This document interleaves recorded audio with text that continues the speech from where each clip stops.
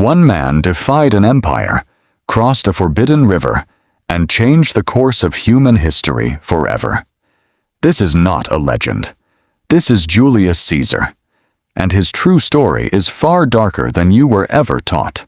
Historians still argue about who he truly was: hero or tyrant, savior of Rome or the man who destroyed its freedom forever.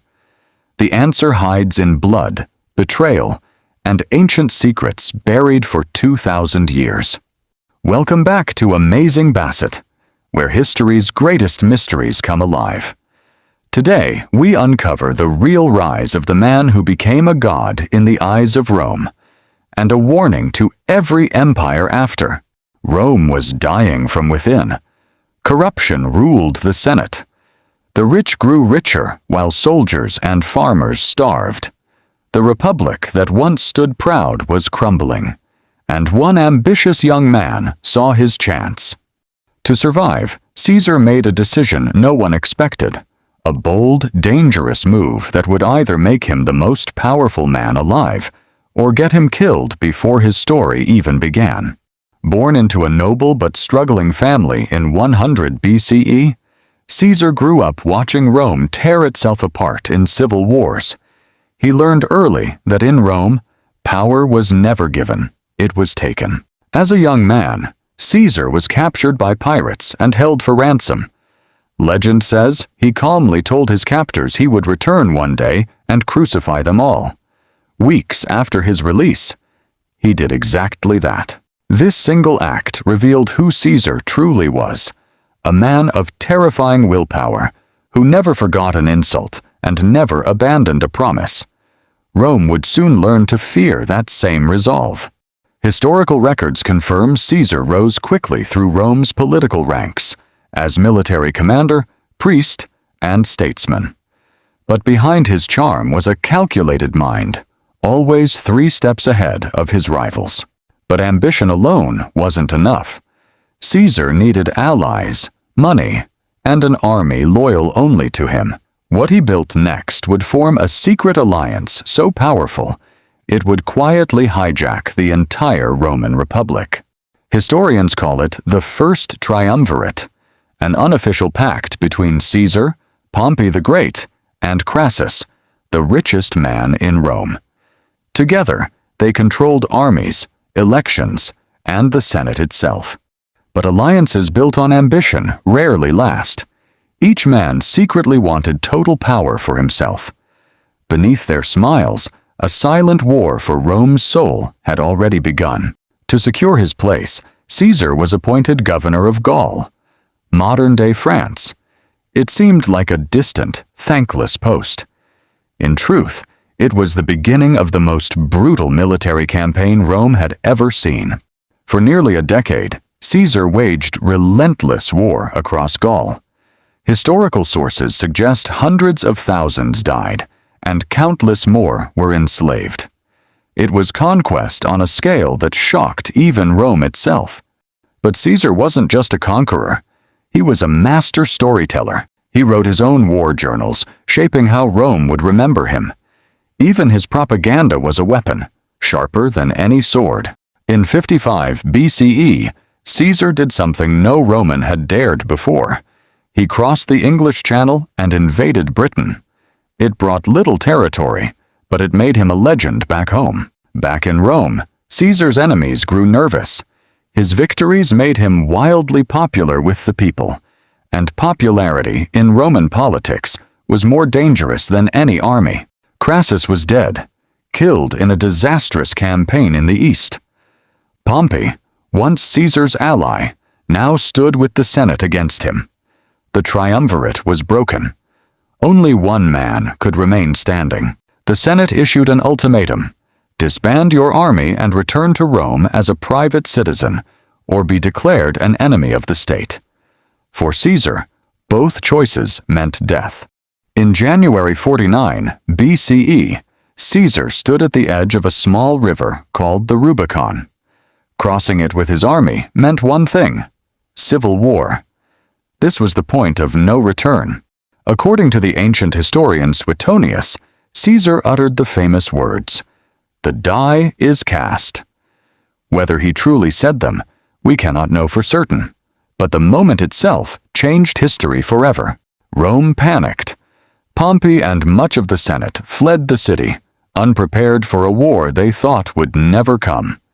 Caesar marched south, and city after city opened its gates without a fight. Caesar's swift, decisive strategy stunned everyone. He didn't wait for the enemy to prepare. He struck fast, moved faster, and left his rivals scrambling to catch up. Within just 2 months, Caesar controlled all of Italy without a single major battle. Pompey retreated across the sea to Greece, gathering forces for what would become a bloody reckoning. The stage was set for one of history's most decisive confrontations. 2 of Rome's greatest generals, once allies, now sworn enemies, and only one would walk away with the Republic in his hands. At Pharsalus in 48 BCE, Pompey commanded a far larger army. On paper, Caesar should have lost. But numbers alone never decided Rome's wars. Discipline and daring did. Caesar read the battlefield like no one else could.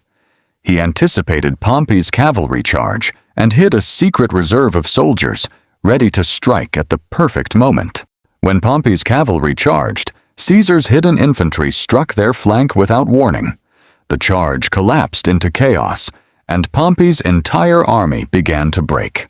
Pompey, watching his life's work collapse in hours, fled the battlefield in disguise. The man once called the Great now ran for his life, humiliated and broken. Pompey fled to Egypt, seeking refuge. But the Egyptians, hoping to win Caesar's favor, made a ruthless decision, one that would shock even Caesar himself. As Pompey stepped onto Egyptian soil, he was betrayed and assassinated on the orders of the young pharaoh's advisors. The great rival Caesar had chased across the world was gone, killed by strangers. When Caesar arrived in Alexandria days later, he was presented with Pompey's severed head as a gift. But instead of celebrating, historical accounts say Caesar wept. Rather than being pleased, Caesar was furious. Pompey had once been his ally, his family by marriage. This brutal act revealed the treachery brewing within Egypt's royal court. Egypt itself was in crisis. A civil war between teenage Pharaoh Ptolemy XIII and his sister, a fiercely intelligent young woman named Cleopatra. Caesar was about to be pulled into a game of thrones. According to ancient sources, Cleopatra had herself smuggled into Caesar's chambers wrapped inside a carpet. A bold, calculated risk to gain an audience with the most powerful man in the world. Cleopatra was brilliant, fluent in multiple languages, and politically fearless.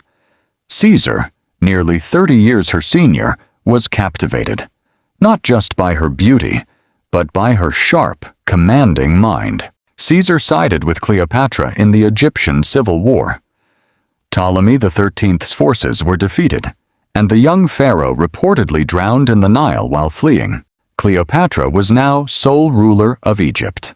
Caesar remained in Egypt for months, entangled with Cleopatra both politically and personally. Some historians argue this delay was reckless, a rare moment where passion clouded his legendary discipline. Word reached Rome of Caesar's growing power and his controversial alliance with Egypt's queen. His enemies whispered that he sought to become not just Rome's leader, but a king. Caesar returned to Rome and swiftly crushed the remaining forces loyal to Pompey across North Africa and Spain. By 45 BCE, there was no one left in the Roman world who could challenge him. Rome welcomed Caesar home with an unprecedented 4 triumphs, massive parades celebrating his conquests. The people adored him, but adoration from the masses only deepened the Senate's fear. Caesar was named dictator, first for 10 years, then, in early 44 BCE, for life. To many senators, this was the final proof that the Republic was already dead. Caesar used his power to reform Rome, reducing debt, expanding citizenship, and even redesigning the calendar we still use today. He wasn't just conquering, he was reshaping civilization itself. but his growing list of honors alarmed even his closest allies. Statues in his image, coins bearing his face, a golden throne in the Senate. Caesar was beginning to look less like a leader and more like a god-king. A group of senators, calling themselves the Liberators, began meeting in secret. Their goal was simple and terrifying. Caesar had to die, and Rome's freedom had to be restored, whatever the cost. Among the conspirators was Marcus Brutus, a man Caesar trusted deeply, and according to some ancient accounts, even loved like a son. His involvement would make the betrayal unbearable. Historical sources describe strange omens in the days before the Ides of March, a soothsayer's warning, unsettling dreams, and a growing sense of dread across the city. Rome seemed to sense what was coming. On the morning of March 15th, 44 BCE, Caesar's wife Calpurnia begged him not to go to the Senate, haunted by a nightmare of his death. For a moment, he considered staying home. But Decimus Brutus, one of the conspirators disguised as a loyal friend, convinced Caesar to attend anyway, warning him that skipping the session would appear weak. It was a fatal manipulation. As Caesar made his way to the theater of Pompey, where the Senate was meeting that day, he reportedly passed the very soothsayer who had warned him. "The Ides of March have come," Caesar said. "Yes," the seer replied, "but not yet gone." Inside the Senate hall, Caesar took his seat, unaware that beneath their togas, several senators concealed daggers. The most trusted men in Rome were about to become his executioners. One senator approached with a petition, a common request. As Caesar waved him off, the man grabbed his toga, the secret signal. The conspirators closed in.